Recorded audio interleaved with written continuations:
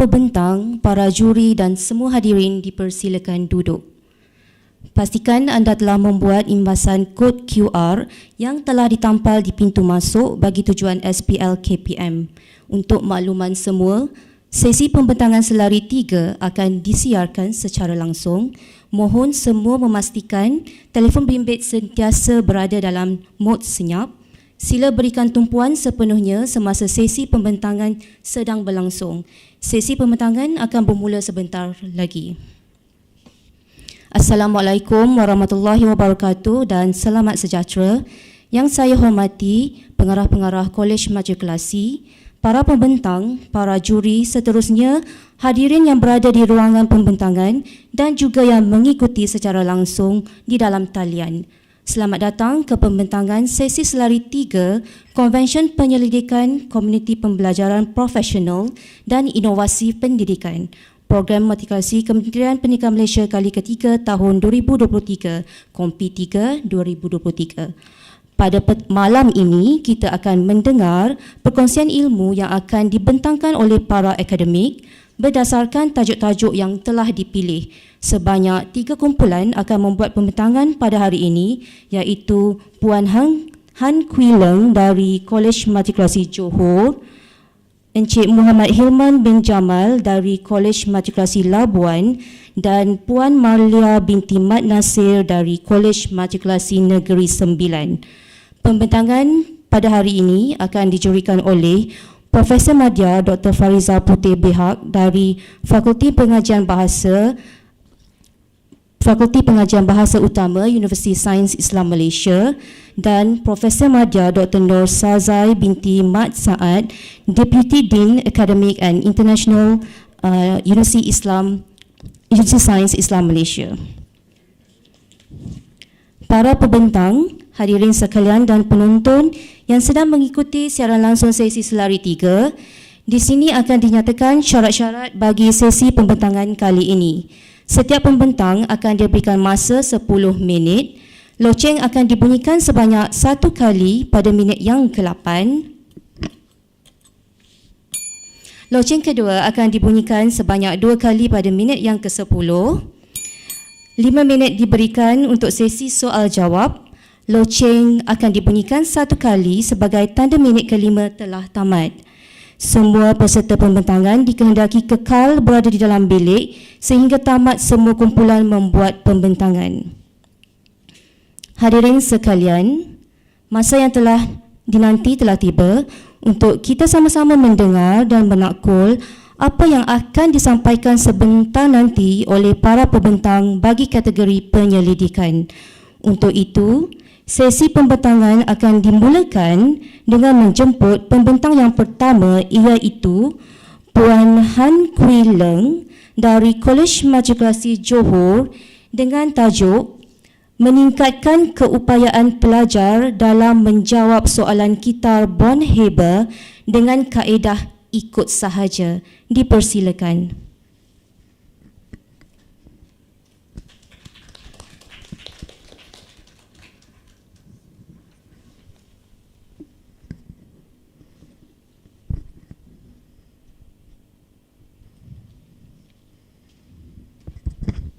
Okey, terima kasih.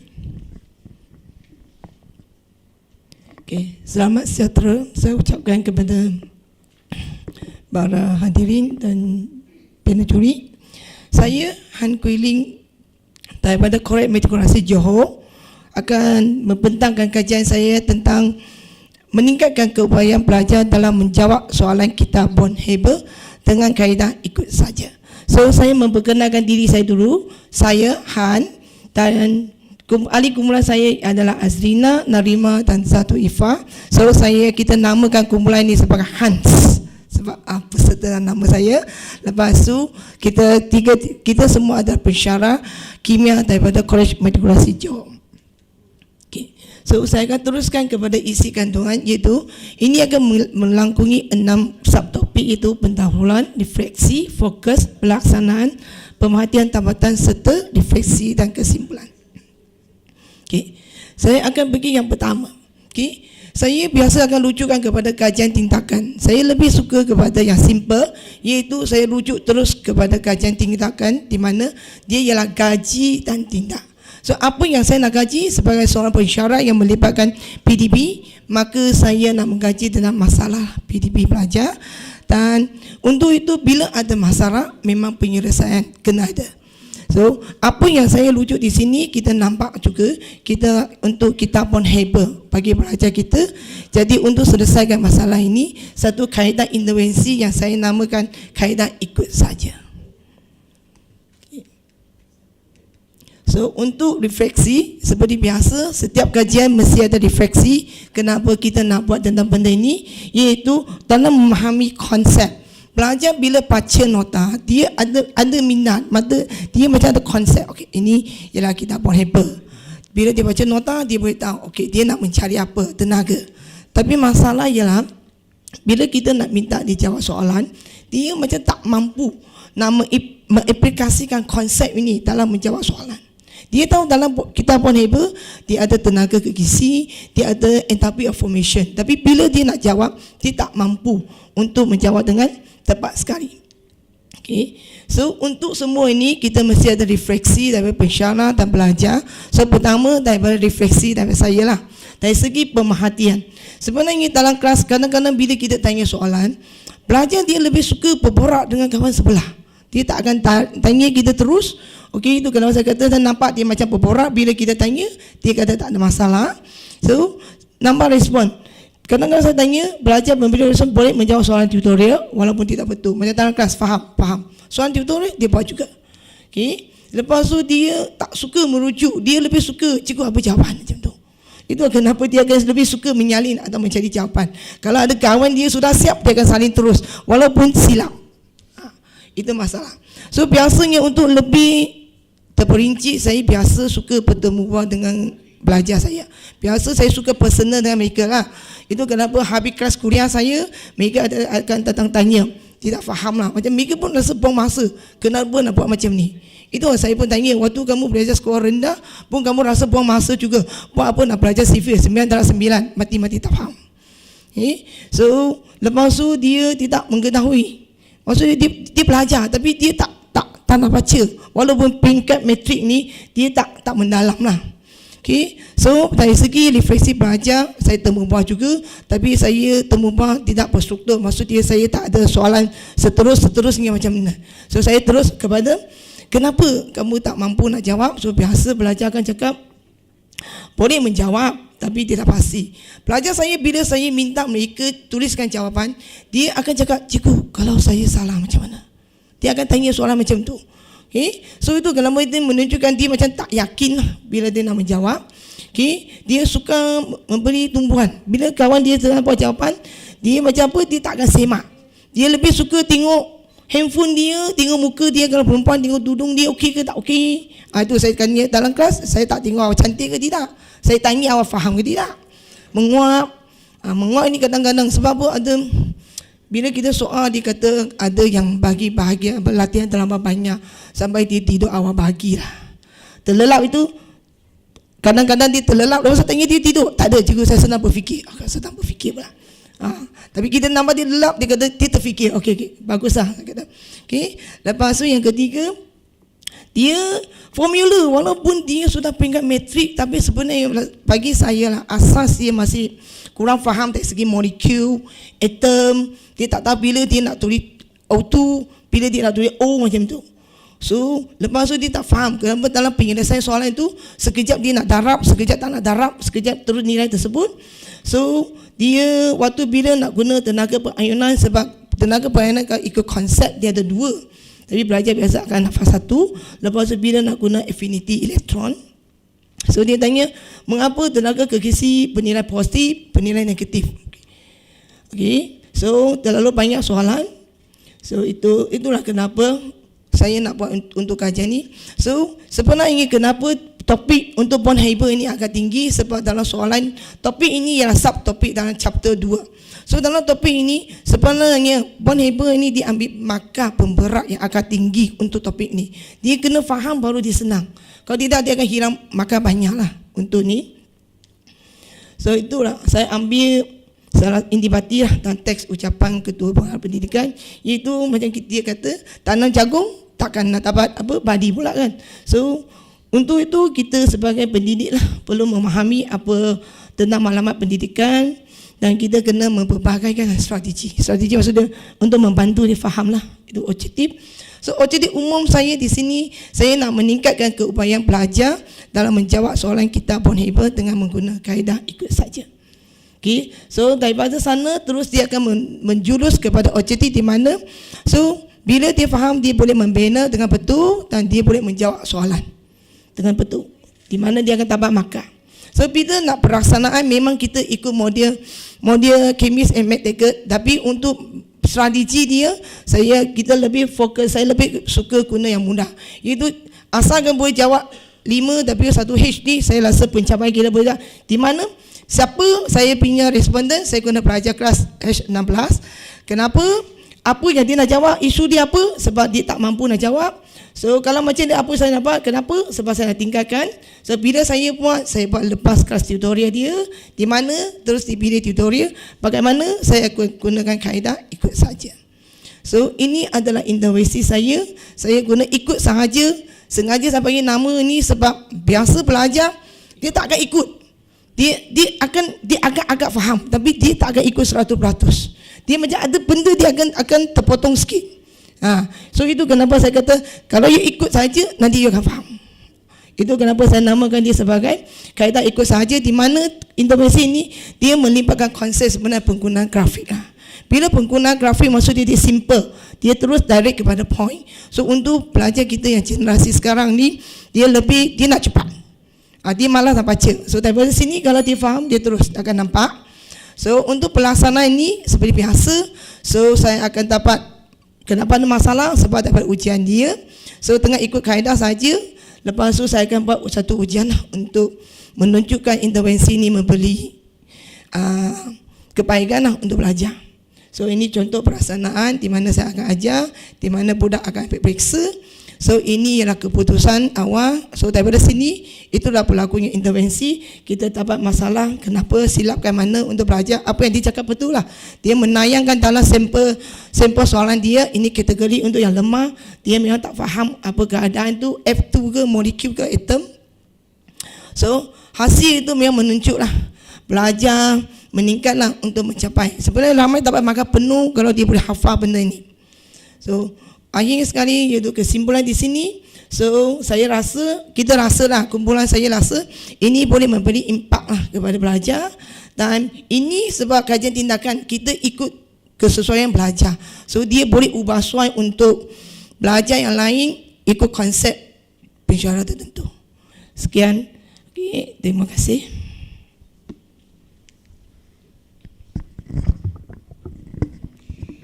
Dipersilakan para juri untuk mengajukan soalan. Okey. Terima kasih. Right, saya ada satu soalan ni. Tadi saya nak tanya what inspires the nama ikut saja, and then you have managed to explain. Then my next question would be apa dia punya key elements of this ikut sahaja? Sebab nampak macam saya kata, saya contoh sekarang saya ajar topik sekarang yang chapter 1 lah. Bila saya minta budak tulis formula, dia macam akan shortcut tau. Dia shortcut maksud dia akan cakap volume. Tapi dia tak tulis volume of solute, volume of solvent atau volume of solution. So bila dia tak tulis benda ni dengan tepat, macam kita cakap kita cari concentration, kepekatan kan, dia mesti number over volume of solution. So bila dia tak tulis betul, janji you tulis, dia bagi dia volume, dia automatic akan masuk. Tapi dia tak tahu yang dia masuk mungkin yang saya bagi dia sekarang ialah, saya kata volume of distilled water. Distilled water kita tahu itu ialah solvent. Tapi dia nampak mililiter, dia akan masuk. Bila dia nampak mililiter dia masuk, dia sebenarnya dalam formula itu kita ada tulis liter. Tapi dia tak akan, dia nampak volume tu dia akan masuk. So dia tak akan ikut. So itu kenapa kena di sini, di mana saya nak belajar ikut betul. Maksud dia biasa belajar bila dia datang tanya saya kata, ya lukis dulu. Sekarang dia jawab mana yang tak faham. Nanti dia macam ni. Dia akan tanya, saya kata, nampak tak? Saya akan suruh dia tengok soalan, lepas nampak. Ni apa yang kena isi? Dia akan bagi tahu saya. Ini yang saya kena isi. Biasanya saya suka dia cari jawapan sendiri dan bukan saya terus bagi dia jawapan. Itu kenapa saya punya kaedah ikut saja ni, saya buat bersama dan belajar. So saya kata, you baca nota, sekarang apa kita kena buat sekarang? Step pertama. Okey, dia kata, atau saya ambil contoh, apa dia tengah sekolah eksperimen. Okay, macam SPM, mereka pernah buat magnesium campur dengan oksigen untuk tindak balas. So untuk itu dia akan tambah magnesium oxide. So dalam keadaan sebenar kita buat eksperimen ni, itu kenapa kita dapat enthalpy of function.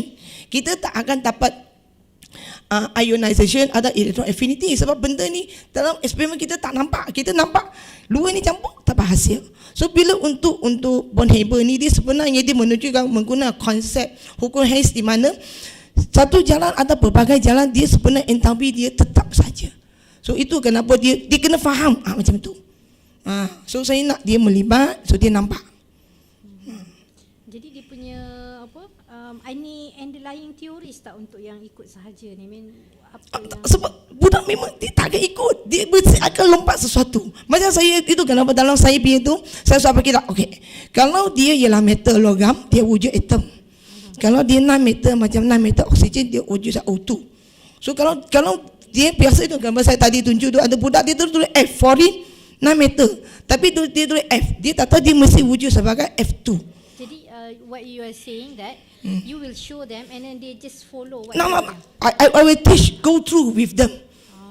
So itu tugas sekolah, kamu tulis oksigen tulis apa? Dia akan bagi tahu. Dia ingat dia tulis O2. Tapi bila dalam soalan dia tulis O. Itu saya kata, kenapa kadang-kadang tulis O2, kadang-kadang tulis O. Saya akan tanya balik dia.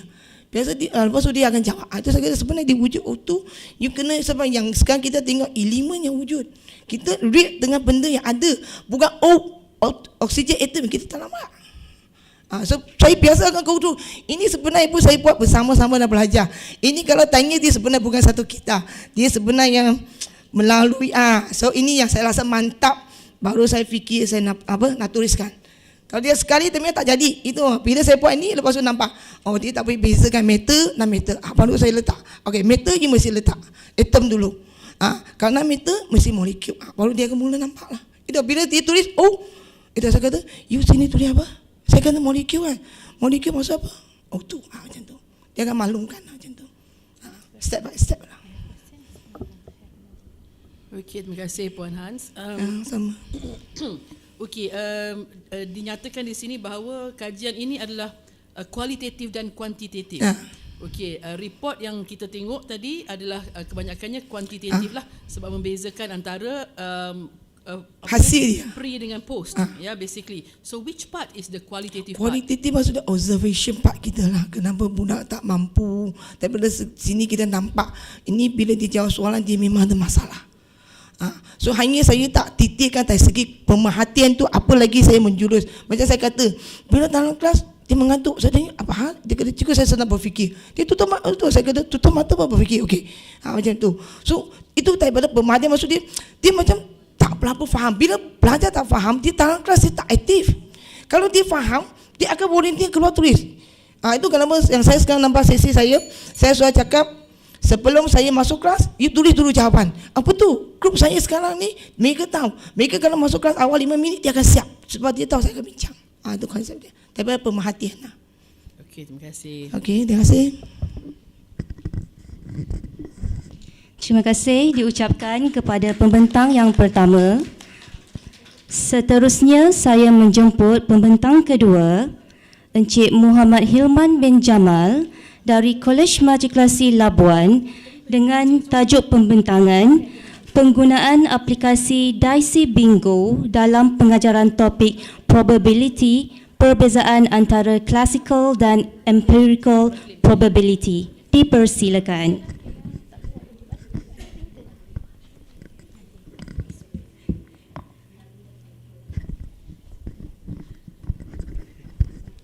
Okay, Assalamualaikum dan selamat sejahtera kepada juri dan hadirin sekalian.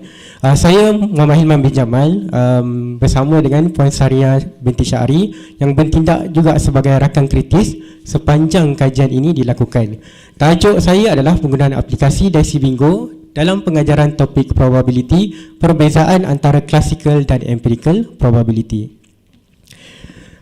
Okey, Khalid mengatakan bahawa hasil daripada ujian TIMSS mengatakan bahawa kebarangkalian ni mempunyai skor yang paling rendah antara semua cabang matematik. So ini memberi kerisauan kepada saya ataupun semua pensyarah sebab probability ni dia akan terdapat di dalam silibus program matrikulasi.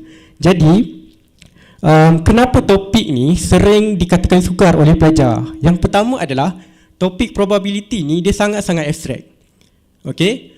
Yang kedua sebab probability ni ataupun kebarangkilan ni dia ada banyak keadaan ataupun kita panggil sebagai events. Tetapi dalam silibus matrikulasi ni kita hanya fokus kepada dua event iaitu classical dan empirical probability.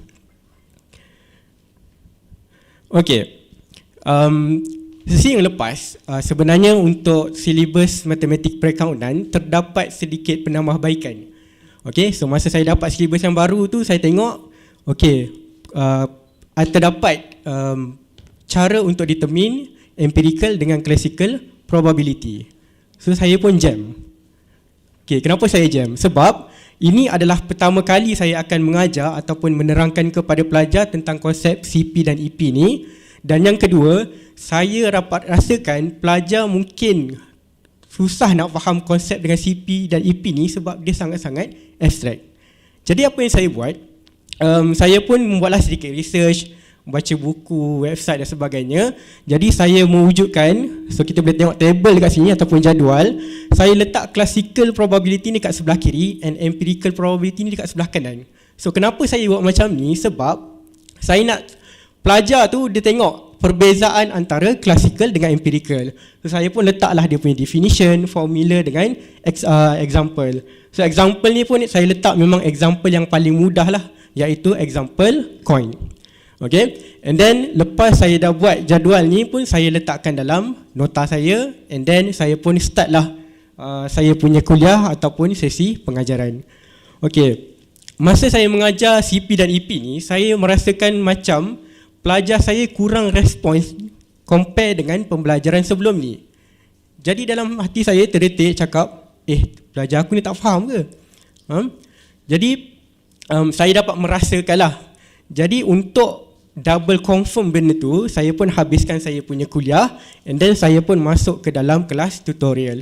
So dalam matrik kita ada kuliah dan tutorial. So dalam tutorial pun saya menggunakan beberapa kaedah lah untuk mengenal pasti adakah pelajar ni dia faham ataupun tidak konsep CP dan EP ini. So saya menggunakan dua kaedah. Kaedah yang pertama adalah saya menggunakan kaedah temu bual. Saya tanya secara random pelajar saya, saya tanya, kamu faham tak ataupun kamu tahu tak apa itu classical and empirical probability? So ada satu pelajar dia cakap, saya memang tak faham CP dan EP. Walaupun saya dah ajar tadi kan, dia kata dia tak faham. Yang kedua, dia faham, bukan dia faham, dia berjaya bagi tahu definisi CP dan EP ni dengan tepat, sebiji macam nota yang saya bagi tadi. Tapi saya rasa macam, okey, betul ke dia faham? Sebab saya rasa dia hanya mengingat sahaja. Dia tak faham pun benda tu, dia ingat je. Jadi apa yang saya buat, saya pun tanya lagi sekali, boleh tak bagi example yang selain daripada nota? Lepas tu, bila dia bagi example, ternyata example tu adalah salah. Jadi saya buat kesimpulan bahawa okey, pelajar ni sebenarnya tak faham tetapi dia hanya mengingati definisi. Dan kaedah yang kedua, saya buat ujian bertulis lah. So ujian bertulis ni saya tak tanyalah apakah definisi CP dan EP. Tak, saya bagi example and then pelajar need to determine sama ada dia adalah CP ataupun EP. Okey, jadi berdasarkan ujian bertulis menunjukkan bahawa pelajar ni masih lagi tidak faham dengan konsep classical and empirical probability. Jadi saya pun habiskan tutorial and saya berjumpa dengan Puan Sarina yang juga bukan pakar matematik lah, subjek matematik. So, saya cakap dengan dia, boleh tak kita buat satu kajian tindakan untuk menggunakan Daisy Bingo ni untuk mengajar topik probability ni. Okay, so kami pun bincang dan inilah fokus kajian kami. Dan ini adalah objektif kajian kami, iaitu pelajar dapat memberikan definisi classical dan empirical probability dengan tepat dan pelajar dapat membezakan antara classical dan empirical probability. Okay, so selepas merancang, selepas berbincang dengan rakan kritis, so kami pun melaksanakan kajian tindakan. So kajian yang digunakan ataupun model yang digunakan adalah daripada Chemis dan McTaggart, dan pembelajaran secara kognitif ataupun cognitive challenge dipilih sebagai kaedah pengajaran sebab berdasarkan saya rasa kognitif ni sangat-sangat sesuai lah dengan kaedah untuk mengajar probability. And then kumpulan sasaran terdiri daripada 8 orang. So ke-8 orang ni tidak mengambil subjek matematik tambahan semasa SPM. Jadi kami merasakan bahawa ia sangat sesuai untuk kajian tindakan ini. Okey, seterusnya kami pun melakukan intervensi. So sebenarnya daripada intervensi ni kita boleh tengok bila dia buat Dicey Bingo ni sebenarnya dia telah apply classical dengan empirical dalam satu game. Okey. Okey, selepas intervensi itu dilakukan, saya pun cuba untuk mendapatkan hasil kajian ni ataupun dapatan kajian. So dapatan kajian yang pertama saya menggunakan kaedah soal selidik. So soal selidik ni saya bagi Google Form and then pelajar kena bagi tahulah dia punya feedback. So kalau boleh baca dia punya feedback ni secara keseluruhannya memang positif lah. Tetapi saya agak kurang berpuas hati sebab saya rasa bila minta feedback macam ni sebenarnya pelajar tu dia lebih kepada nak memuaskan hati pensyarah ataupun cikgu. Kan dia macam nak supaya pensyarah tu puas hati. So tengok dia punya komen. So saya pun tak puas hati. So saya pun buat lagi satu kaedah, iaitu kaedah temu bual. So ada satu perbualan yang menarik perhatian saya lah, iaitu pelajar bernama Syazia, bukan nama sebenar. Saya tanya, Syazia boleh tak terangkan saya apakah definisi ataupun maksud CP dengan EP. So pada awalnya dia kata saya tak ingat definisi dia. Saya pun menggunakan teknik scaffolding. Saya cakap, okay tak apa, you explain je apa yang you faham. Surprisingly, dia berjaya explain CP dengan EP tu walaupun tak sama dengan definisi yang saya bagi dalam nota, tapi kita faham dia sebenarnya faham apa itu CP dengan EP. Okay, and then yang lagi surprise mengejutkan saya, dia boleh mengaitkan permainan tu dengan konsep probability.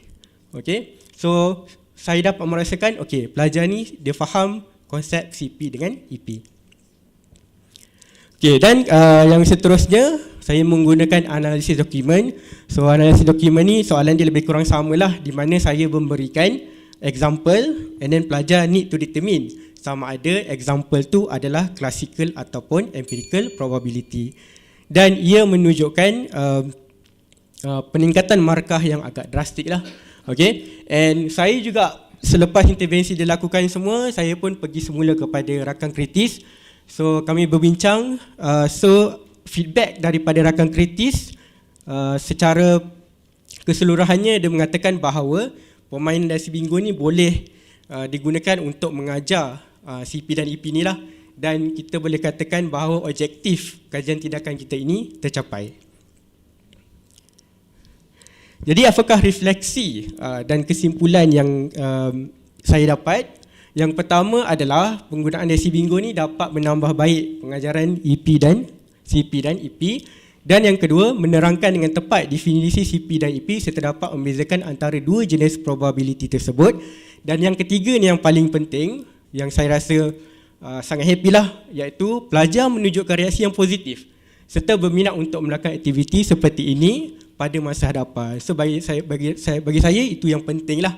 Sebab pelajar ni bila dia happy, dia akan suka untuk belajar lagi dan belajar lagi.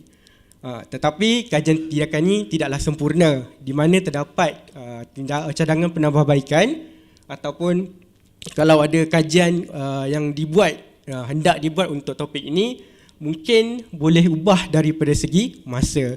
Sebab honestly masa saya buat tu memang tak sempatlah 1 jam. Okay, saya nak ajar diorang main, diorang nak main, lepas tu dia nak kaitkan permainan tu dengan konsep probability pun mengambil masa. Jadi saya cadangkan mungkin boleh menggunakan masa yang lebih daripada 1 jam. Okay, rasanya itu sahaja. Sekian, terima kasih.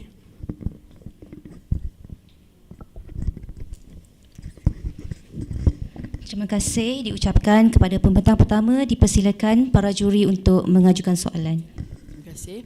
Terima kasih Encik Muhammad Hilman. Okey, tahniah. Alright, saya ada satu soalan dahululah. Okey, pertamanya kenapa dipilih Dicey Bingo ini?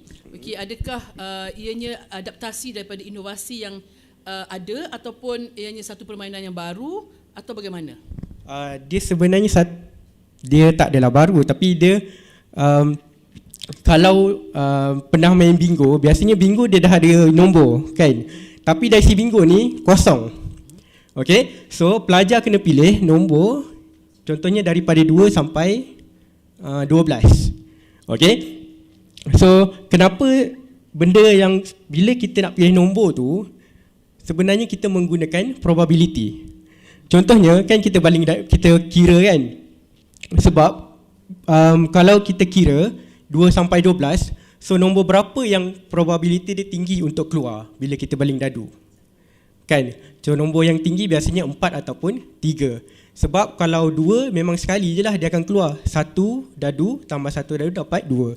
Okey? Tapi budak, saya buat 2 kitaran. Kitaran pertama saya tak explain benda tu. Jadi budak dia akan pilih, pelajar dia akan pilih mengikut perasaan. Dia tak ikut probability lah. Tapi lepas saya kitaran kedua saya explain dan baru diorang faham. Semasa diorang kira probability untuk dimasukkan dalam kotak tu, diorang sebenarnya telah menggunakan classical probability. Sebab kalau kita tengok probability untuk nombor 2 keluar sebenarnya 1 daripada 12. Tapi nanti ada pelajar tanya, "Sir, masa saya main tu saya dapat 3 kali 2. 3 kali 2 nombor tu 3 kali kan? Tapi kalau ikut perkiraan dia hanya boleh keluar sekali. So sebenarnya masa kamu main tu, itu yang kita panggil sebagai empirical probability ataupun dia adalah eksperimen. Dia boleh, eksperimen tu dia tak semestinya ikut classical probability. Itu yang kita panggil sebagai empirical probability. So saya rasa benda daisi bingo ni sangat berkait rapatlah dengan CP dan EP ni, and sebab itulah saya memilih permainan daisi bingo ini sebagai inilah intervensi. Kenapa? Jikalau ianya satu permainan yang baru, maknanya diinovasikan daripada sesuatu yang ada dan lama, okey, mungkin ini pun boleh dijadikan satu inovasi. Ya, okey. Okey, tadi sebenarnya terjawab satu soalan lagi, iaitu kitaran tu berapa? Ya, jadi telah Encik Hilman jawab. 2 kitaran. 2 kitaran, dan yang pertama tu tak ada explanation, yang kedua tu baru explain. Ya. Right, saya satu soalan ya. Sebab ada temu bual tu, berapa orang pelajar yang ditemu bual? 8 orang. 8 orang ditemu bual. Tapi dalam report satu saja. Ya, saya tunjuk. Sebab saya rasa itu yang paling menarik. Okay. Jadi apabila dah ada data temu bual tu, data tu dianalisakan menggunakan kaedah apa? Maksudnya sebab serta cadangan saya memandangkan cik ada 8 pelajar dia temu bual, jadi data tu sangat rich. Jadi sangat rich ni. Jadi saya cadangkan untuk next paper analisa menggunakan analisa tematik. Apabila guna analisa tematik dan lihat apa sebenarnya kalau kita interview 8 orang pelajar dan 1 orang pelajar pun dah dapat banyak dia punya inputnya. Sebenarnya secara fokus fokus kita kepada kajian tindakan bukanlah hanya semata-mata menunjukkan whether pelajar meningkat ataupun tidak meningkat dari segi pencapaian. Tapi kita dengan interview tu boleh mendapatkan pengalaman mereka. Kita boleh tengok bagaimana sebenarnya game ni membantu mereka dari secara spesifik. Jadi melalui interview tu, kalau buat analisa tematik, insya-Allah akan dapat bagaimana pelajar menggunakan DICE ni.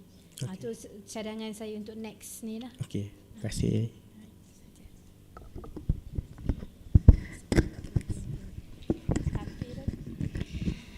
Terima kasih diucapkan kepada pembentang yang kedua.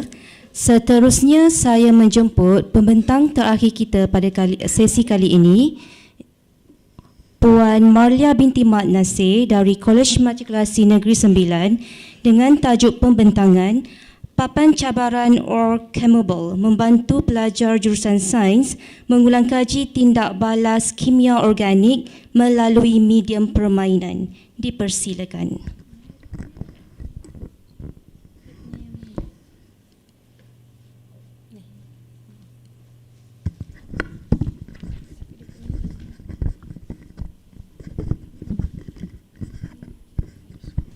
Okey, Assalamualaikum dan selamat sejahtera.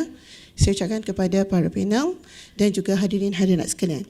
Saya Puan Malia binti Mak Nasir bersama rakan kajian saya iaitu Tuan Haji Syed Abdul Rahim mewakili kumpulan SMART akan membentangkan atau berkongsi ilmu berkenaan dengan kajian kami bertajuk Papan Cabaran Okemable, membantu pelajar jurusan sains mengulang kaji tindak balas kimia organik melalui medium permainan.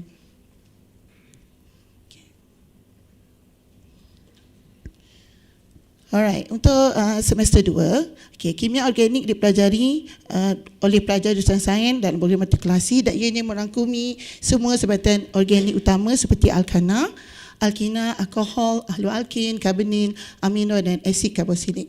Lazimnya unit saya iaitu unit kimia akan mengadakan satu bengkel kimia organik di hujung semester sebelum peperiksaan PSPM yang bersifat formal dengan pelaksanaan secara konvensional, iaitu memberi soalan kepada pelajar, memberi masa pelajar menjawab dan akhirnya pelajar menjawab mengikut dan akhirnya jawapan dibincangkan bersama.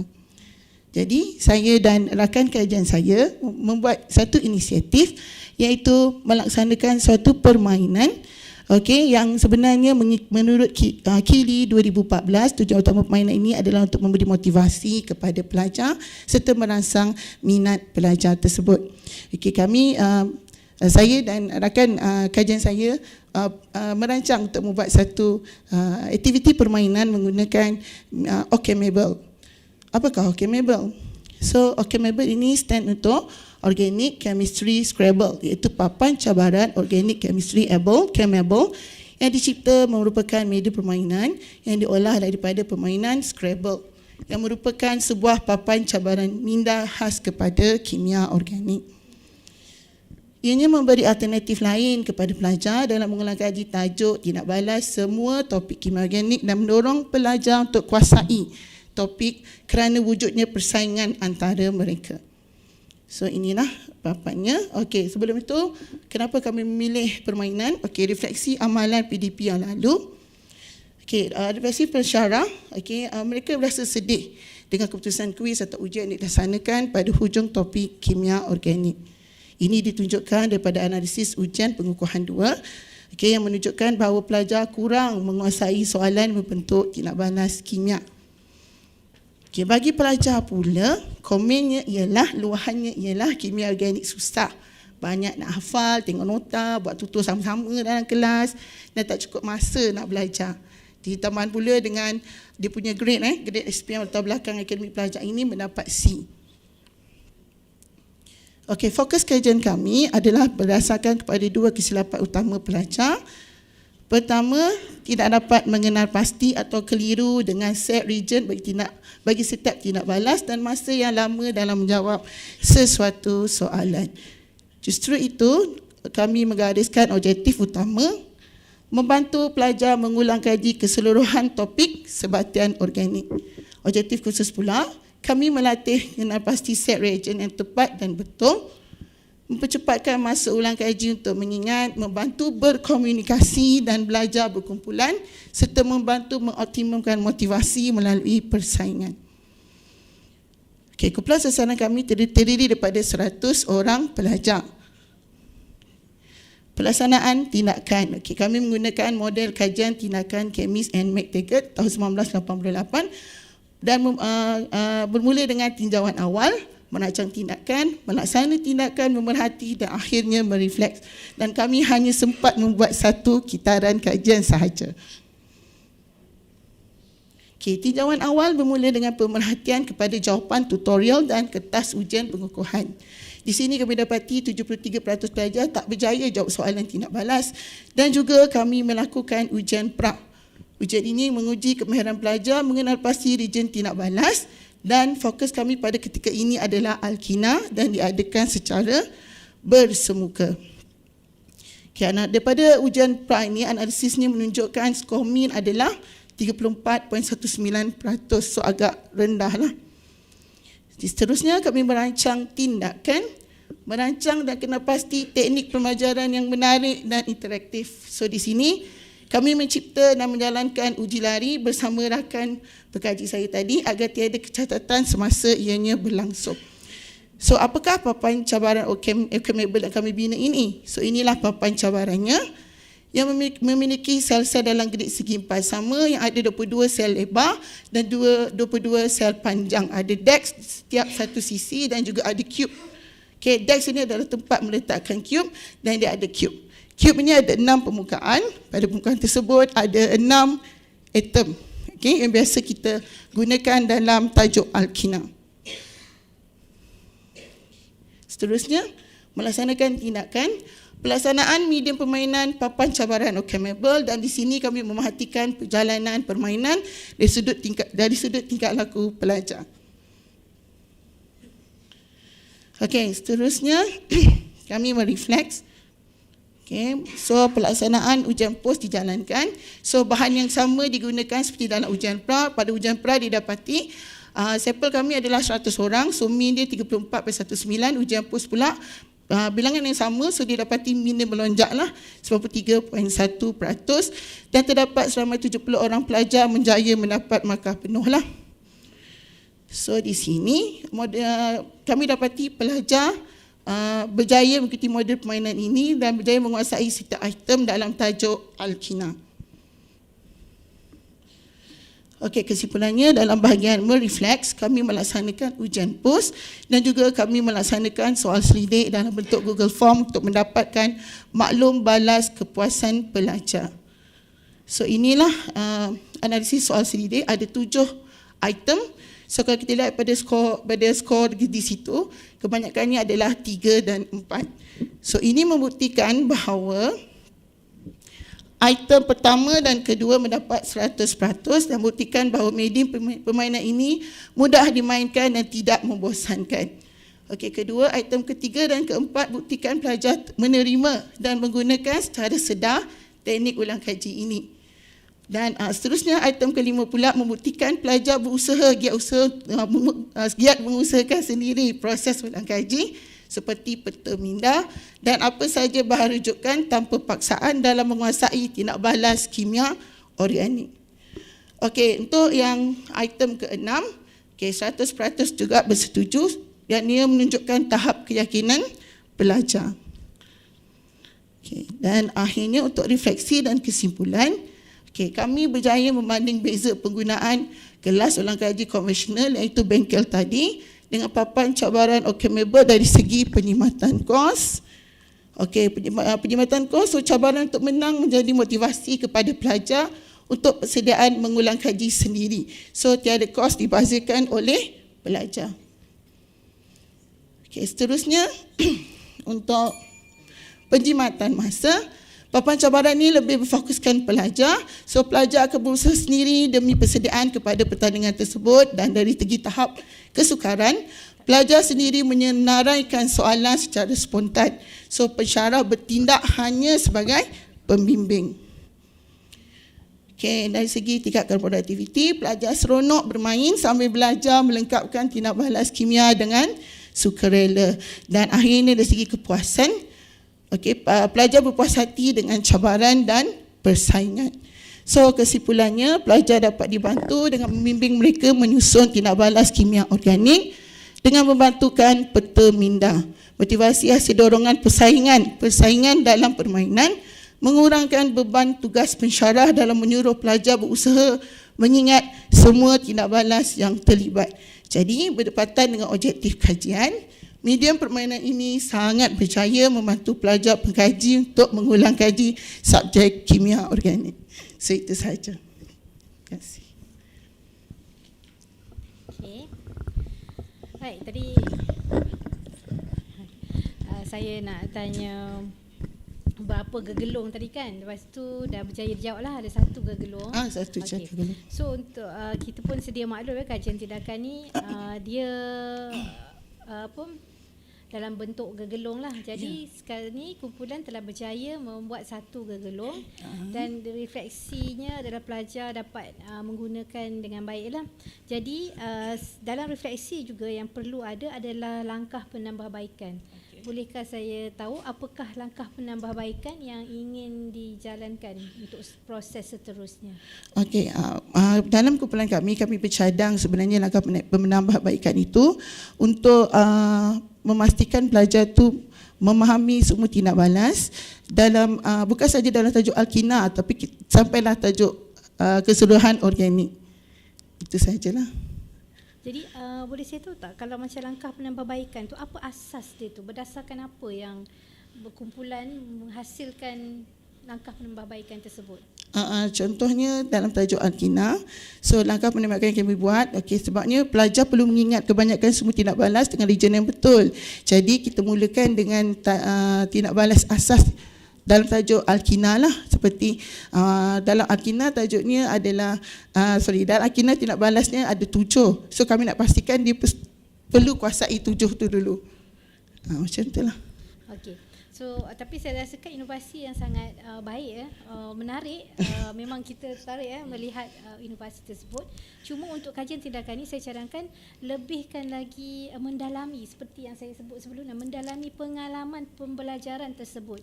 Dan bukan setakat pengalaman pembelajaran, tapi pengalaman pengajaran juga perlu diambil kira untuk kita pastikan satu-satu inovasi pengajaran tu betul-betul ada value lah. Jadi bukan saya rasa dia tidak terhad kepada kejayaan.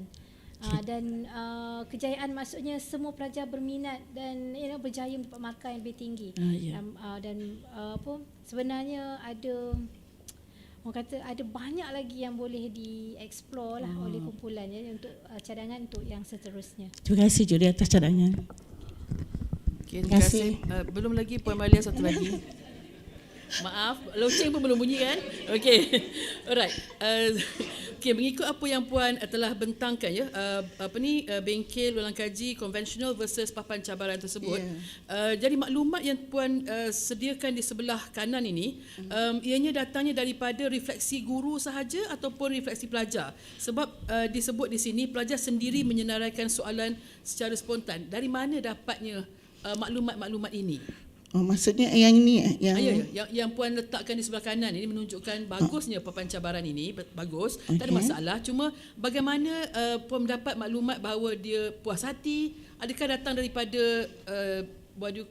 soal selidik sahaja, ataupun adakah Puan membuat sedikit temu bual ataupun pemerhatian untuk mendapat maklumat sedemikian? Untuk konklud setakat yang kami ada adalah soal selidik. Itu satu. Lepas tu ada temu bual lah sedikit. InsyaAllah kami akan memperbaiki pada kertas kajian kami yang seterusnya. Tapi itulah kepentingan mendalami jawapan pelajar tu sebenarnya dan jawapan guru. Sebab ini gelung 1 je kan? Ya, gelung 1. Tak apa. Okey, nak ke gelung 2 tu nanti apa yang nak diperbaiki sebenarnya? Pada pandangan saya lah, pada pandangan kumpulan kami rasa macam perlu untuk bukan saja nak skor markah, tapi kita nak dia betul-betul faham dan tajuk tu berapa tindak balasnya, apa regionnya untuk sesuatu topik organik tersebut lah. Dan untuk itu Puan perlu dapatkan maklumat itu daripada pelajar. Jadi temu bual tu mesti mendalam sedikit supaya dapat kita cerakinkan semua maklumat tu, supaya apa yang kita baiki untuk papan yang kedua ini adalah lebih kiranya sensitif kepada perkara-perkara sedemikian dan menyantuni lebih banyak pelajar yang mempunyai pelbagai jenis kecenderungan, minat dan sebagainya. Terima kasih. InsyaAllah. Terima kasih. Tak boleh ting-ting. Okay. Tak ada. Terima kasih diucapkan kepada Puan Malia binti Mat Nasir dari Kolej Matrikulasi Negeri Sembilan. Jadi dengan itu berakhirnya sesi pembentangan selari 3 bagi kategori penyelidikan. Banyak ilmu baru yang kita peroleh pada hari ini. Semoga setiap kumpulan akan beroleh kejayaan. Terima kasih diucapkan kepada semua kumpulan dan terima kasih juga diucapkan kepada para juri. Sebagai tanda penghargaan, disampaikan sijil kepada para pembentang. Untuk itu dipersilakan